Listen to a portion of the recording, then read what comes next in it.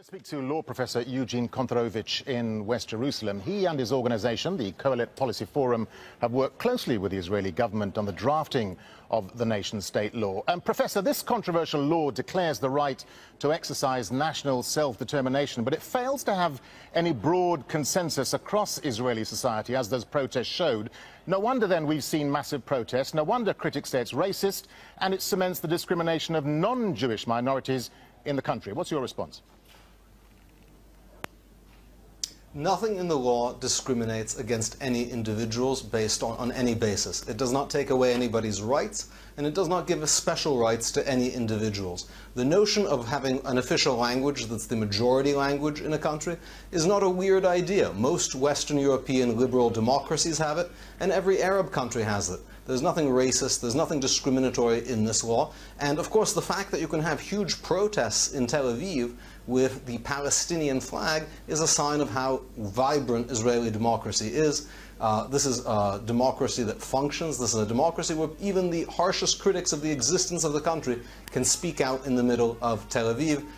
If only we could have such demonstrations in Ramallah. Okay, but I beg to differ about the democracy. I mean, even if we go back to Israel's Declaration of Independence in 1948, at the time it set new standards by emphasizing democracy, by emphasizing equality for all, regardless of religion or ethnicity. But neither democracy or equality are mentioned once in the nation-state law. So as someone who advised on the drafting of this law, what's your response to those who say it's racist, undemocratic, and certainly unequal? Again, the most important point to emphasize is nothing in this law, neither the creation of an official language, a flag, takes away anyone's rights or gives away anyone's rights, and the equality was already in the Constitution.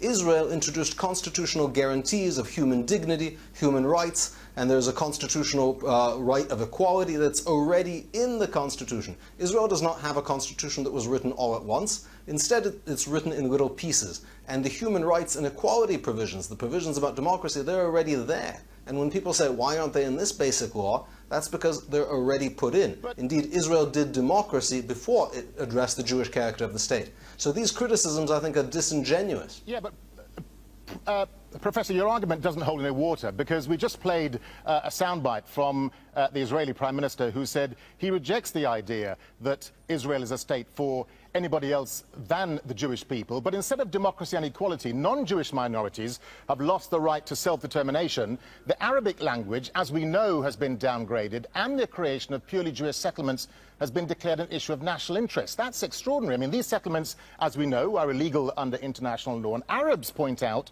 that this is not a policy of equality, it's a policy of superiority, isn't it?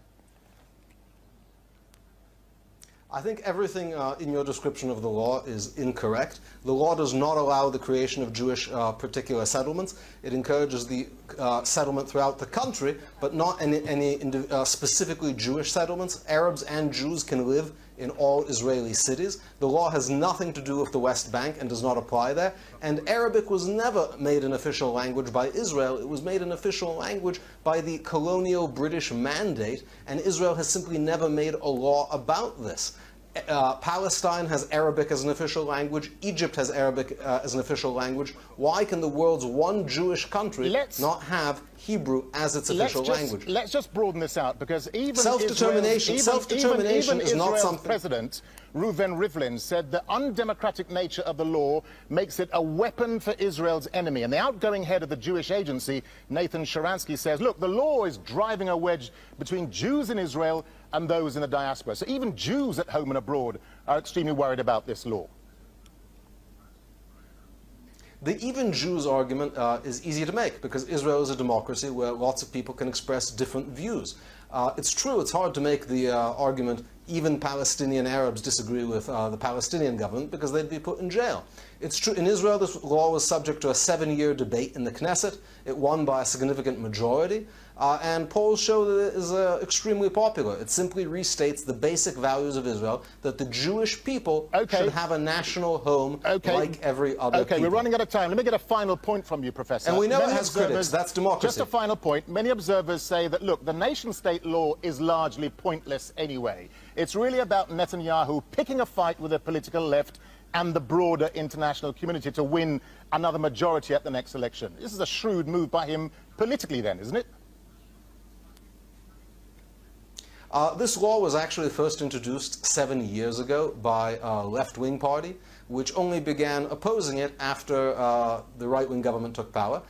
This is not a right-wing law. The current Prime Minister does not need this law to win a new majority. And the law has been passed simply to restate what most countries have in their constitution, basic provisions about language, national character. Israel's waited 70 years. It's taken a long time. And after putting democracy in the Constitution, after putting equality in the Constitution, now it is time to address the basic idea that the Jewish people should have a state like other people in the world. Yog'in, thank you for talking to Al Jazeera. Now